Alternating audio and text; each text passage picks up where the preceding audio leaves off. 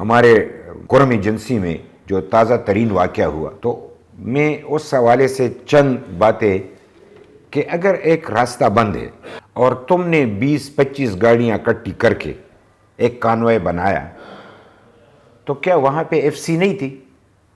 Police نہیں تھی، فوج نہیں تھی؟ اور تم نے پھر وہ لوگ تو بدھ کے دن جا رہے تھے، تم نے کہا کہ بدھ کے اس دن آپ کو یعنی شاید ہم سہولت یعنی محفوظ نہ کر سکے تو آپ جمعرات کے دن جائیں، تو جمعرات کے دن تو وہ لقمہ جل بن گئے۔ تو اور پھر ساتھ میں یہ کہ ایک کانوائے کو راستے میں گولیوں سے چل نہیں کرنا، اور ساتھ میں یہ کہ کسی کا پتہ نہیں چل رہا، بیچ بازار میں گاڑیوں کو یعنی عورتوں پہ گولی چلانا، معصوم بچوں پہ گولی چلانا، ہمارے بوڑھے ان پہ گولی چلانا اور جوانوں پہ گولی چلانا، یعنی ایک بربریت کی بھی کوئی حد ہوتی ہے، یعنی ظلم کی بھی کوئی حد ہوتی ہے۔ یہ کیا یہ ملک ہے کہ یہ ذبح خانہ بن چکا ہے؟ کسی وقت بھی اپنی مرضی سے کسی کو بھی گولی سے مارا جا سکتا ہے، دھماکے سے اڑایا جا سکتا ہے۔ یہ بھی اب دہشت گردی کو یہ فرقہ وارانہ فسادات کی بات کرتے ہیں۔ میں اس بات کو کبھی نہیں مانتا کہ یہ فرقہ وارانہ فسادات ہے۔ ہاں، فرقہ وارانہ فسادات کی رنگ دے کر دہشت گردی پھیلانے والے اس سے اپنے مقاصد پورا کرنا چاہتے ہیں، چونکہ اس خطے کو بدامنی کے حوالے کرنا یہ بھی ایک آسان سا طریقہ ہے کہ فرقہ وارانہ فسادات کو ہوا دی جائے۔ ہماری صوبائی حکومت بالکل غافل ہے، صوبائی حکومت امن و امان کی طرف توجہ نہیں دے رہا۔ ہم بار بار کہہ رہے ہیں صوبائی حکومت کو ایک ہی فکر لاحق ہے کہ بانی پی ٹی آئی کو رہا کرو، چاہے خیبر پختونخوا کو آگ لگے، اس کے وسائل کو آگ لگے، گلی کوچوں میں اس کا خون بہے، دہشت گردی انتہا کو پہنچے، اس سے ان کا کوئی سروکار نہیں۔ اور مرکز میں بھی ایسے لوگ بیٹھے ہیں کہ وہ صرف چاہتے ہیں کہ بانی پی ٹی آئی باہر نہ آئے، باقی خیبر پختونخوا اگر اس آگ میں جلنا ہے تو جل جائے۔ انٹیریئر منسٹر کو کوئی فکر نہیں ہے، مرکزی حکومت کو کوئی فکر نہیں ہے۔ لہٰذا اس بنیاد پہ ہم یہ کہہ رہے ہیں کہ صوبائی حکومت اور مرکزی حکومت اور اسٹیبلشمنٹ یہ سب کے سب ہماری جو موجودہ دہشت گردی ہے اس کے خاتمے کی طرف توجہ نہیں دے رہے ہیں، اور صرف زبانی جمع خرچ کی سے بات چلا رہے ہیں۔ ہم اس دہشت گردی کے خاتمے کے لیے کئی بار یہ تجاویز پیش کر چکے ہیں کہ اب دہشت گردی اور یعنی مذاکرات آپریشن سے ختم نہیں ہوگا، اب بنیادی سٹیپس لینے ہوں گے۔ وہ کیا ہے؟ آپ کی خارجہ پالیسی اس کو تبدیل کرنا ہے۔ بالکل امریکہ کی خاطر اور باہر ممالک کی خاطر تم خارجہ پالیسی چلاتے ہو تو لازمی طور پہ یہاں پہ آگ ہی برسے گا، یہیں پہ ہمارے زیادہ تر پختون اور کسی حد تک بلوچستان کے لوگ اس میں لقمہ جل بنیں گے۔ تو آخر یہ کب تک ہوتا رہے گا؟ لہٰذا خارجہ پالیسی کو ملکی مفادات کے تحت بنایا جائے۔ داخلہ پالیسی بھی یعنی مکمل طور پہ ناکام ہے، داخلہ پالیسی بھی ملکی مفاد کی خاطر بنایا جائے۔ یہ اپنے یعنی صرف پیسے کے لیے دہشت گردی تو ایک ہم سمجھتے ہیں کہ دہشت گردی ایک منظم سب سے بڑا کاروبار ہے، اس میں بڑا پیسہ ہے، لیکن بدقسمتی سے ہمارے سرزمین پہ لوگوں کا خون بہہ رہا ہے۔ تو ہم سمجھتے ہیں کہ یہ کاروبار بند کیا جائے۔ یہ بین الاقوامی کاروبار ہے، وہ اپنا اسلحہ بھی بیچنا چاہتے ہیں، اور پھر یہاں پہ مقامی لوگ ان کے سہولت کار ہیں، وہ ڈالر بھی کمانا چاہتے ہیں۔ تو اس کے لیے خدا را اب ہم پہ رحم کریں اور یہ پالیسی تبدیل کر دے، داخلہ اور خارجہ پالیسی تبدیل کر کے ہم یہ چاہتے ہیں کہ یہاں پہ نیشنل ایکشن پلان جو 20 نکاتی ایجنڈا تھا وہ مکمل تمام لوگوں کی یعنی مرضی سے، تمام اسٹیک ہولڈرز کی مرضی سے تیار کیا گیا تھا، اس پہ عمل کیا جائے، اور تمام اسٹیک ہولڈرز کو پختون قوم یعنی اس آگ میں جل رہا ہے، تمام قوم کو اعتماد میں لینا ہوگا۔ اب یہ چھوٹی چھوٹی باتیں نہیں ہیں، سارا پختونخوا جل رہا ہے تو سارے پختونخوا کو اعتماد میں لوگے اور تمام سٹیک ہولڈرز کو اعتماد میں لوگے اور پھر ایک پالیسی مرتب کرو گے اور اس پالیسی کے تحت دہشت گردی کے خاتمے کے لیے اقدامات اٹھاؤ گے۔ رات کو ہمارے جنوبی اضلاع میں بالکل مکمل طور پہ دہشت گردوں کی حکومت ہوتی ہے اور سرکاری سطح پہ اعلان کیا گیا ہے کہ پولیس تھانوں سے رات کو نہ نکلے اور سرکاری ملازمین سفر نہ کریں۔ اس کا مطلب یہ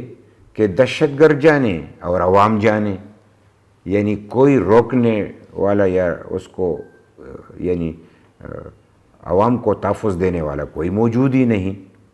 تو یہ ایک اتنا بڑا سوال ہے کہ میں تو 40 سال سے مرکٹ رہا ہوں اور ہم بات یعنی جتنا بھی ہم سے ممکن ہو سکا ہم نے یہ بات یعنی ہر جگہ پہ کی اور حکام بالا بھی اس سے باخبر ہیں، لیکن بڑی یعنی ایک میں یہ کہوں کہ مشکل یہ پیش آ رہی ہے کہ اس کی طرف توجہ ہی نہیں ہے۔ یعنی اگر میں صرف جنوبی اضلاع کے حوالے سے بات کروں تو ہمارے تو وزیر اعلیٰ بھی اس صوبے کے جو ہیں وہ جنوبی اضلاع سے تعلق رکھتے ہیں، ڈی آئی خان سے، گورنر بھی ڈی آئی خان سے ہے اور ہمارے آئی جی پی جو ہے وہ بھی ڈی آئی خان سے ہے۔ یعنی آپ اندازہ کر سکتے ہیں کہ اس صورتحال میں جہاں پہ دہشت گرد مکمل طور پہ کنٹرول پا چکے ہیں اور ہم یہ سمجھتے ہیں کہ دن کو بھی اب وہ اپنا کنٹرول سنبھال رہے ہیں، اپنی ویڈیو بنا رہے ہیں، سوشل میڈیا کے ذریعے وہ پیغامات پہنچا رہے ہیں اور یہاں تک کہ وہ تلاشی لیتے ہوئے، لوگوں کو گرفتار کرتے ہوئے، لوگوں کو سزائیں دیتے ہوئے اور مختلف طریقوں سے وہ یہ باور کرانا چاہتے ہیں کہ یہاں پہ اب تو انہوں نے نام بھی لے لیے کہ یہ ضلع، یہ ضلع، یہ ضلع، یہ ضلع، یہاں تک کہ خیبر پختونخوا کے تقریباً قابل ذکر تمام اضلاع پہ انہوں نے یہ بھی کہہ دیا کہ یہ تو ہماری اپنی ہی ہے اور ہم اس کی یعنی کنٹرول کے لیے جدوجہد بھی کریں گے، لڑیں گے بھی اور کوئی بھی ہمارا راستہ روکنا چاہے تو ہم ان کا مقابلہ کریں گے۔ اب رہی بات یہ کہ یہاں پہ جو عوام بستے ہیں تو عوام بیچارے کدھر جائیں؟ یعنی اب تو آئی ڈی پیز کی شکل میں ہمارے 13 سے لوگ باہر نکل رہے ہیں، وہاں پہ دہشت گردوں نے گٹھ جوڑ کر کے اور وہاں پہ فوج بھی ہے تو وہ کبھی کبھار لڑ بھی لیتے ہیں، لیکن ہمارے عوام کی تحفظ کی کوئی بات نہیں ہوتی اور عوام وہاں پہ یعنی اپنا سامان اٹھا کے وہاں پہ آئی ڈی پیز بننے پہ مجبور ہیں، وہ وہاں سے نکل رہے ہیں۔ ہم تو چیخ رہے ہیں کہ وزیرستان کے لوگ ابھی تک آئی ڈی پیز ہیں، تیرا کے لوگ ابھی تک آئی ڈی پیز ہیں اور ساتھ میں یہ کہ کبھی بھی آپریشن رکا نہیں ہے۔ یہ ایک جھوٹ کا پلندہ ہے کہ جو یہ بار بار کہہ رہے ہیں کہ ہم آپریشن کرنا چاہتے ہیں، آپریشن، ہم ان کے آپریشن کی اور مذاکرات کی اس لیے مخالفت کرتے ہیں کہ نہ آپریشن سے انہوں نے مسئلہ حل کیا، نہ مذاکرات سے مسئلہ حل کیا، اور جب بھی انہوں نے آپریشن کیا تو ہمارے بیچارے معصوم لوگ مارے جاتے ہیں اور آئی ڈی پیز بن جاتے ہیں، اور جب بھی مذاکرات کیے تو اسی میں بھی ہمارے لوگ آئی ڈی پیز بن جاتے ہیں عوام۔ لیکن دہشت گرد نہ ختم ہوئے بلکہ روز بروز اضافہ ہوتا چلا جا رہا ہے۔ اس کی بنیاد کیا ہے؟ اس کی سیدھی سادی بنیاد ہے کہ دہشت گردی تو کسی حد تک کم ہو چکی تھی، اس پہ کنٹرول پا چکا تھا، اور اس دوران جنرل فیض نے جو معاہدہ کیا کوئی اس کو اون نہیں کر رہا۔ کوئی تو بتائے نا کہ جنرل فیض نے کس حیثیت سے معاہدہ کیا، اور 40,000 وہ دہشت گرد لے کے آئے جو کہ پاکستان کے حساب سے مجرم تھے، قاتل تھے، انہوں نے لوگوں کو شہید کیا، ہمارے یعنی گھر بار کو تباہ کیا، امن و امان کو تہبالہ کیا۔ اس کے باوجود، اور اس میں ایسے کمانڈر بھی تھے جس نے ایک وقت میں یعنی جو حملوں کا وقت تھا تو 17-18 حملے کیے، وہ کمانڈر بھی اس میں رہا ہو گئے۔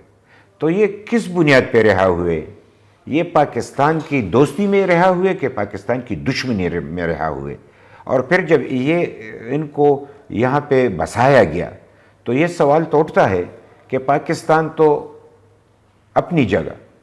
کیا یہ پختون کی دھرتی جب یہاں پہ دہشت گرد ہو تو دہشت گردی نہیں ہوگی تو اور کیا ہوگا؟ تو یہ سیکنڈ فیز ہے یہ دہشت گردی کا، جو یہاں پہ ارادتاً منظم کیا گیا ہے، اور ابھی تک اس کا نہ کوئی حساب کتاب ہو رہا ہے، نہ اس سے کوئی پوچھ گچھ ہو رہی ہے۔ اور جنرل فیض کو بھی اگر گرفتار کیا ہے تو صرف زمین کے تنازع پہ اور زمین میں خرد برد کے حوالے سے، پراپرٹی کے حوالے سے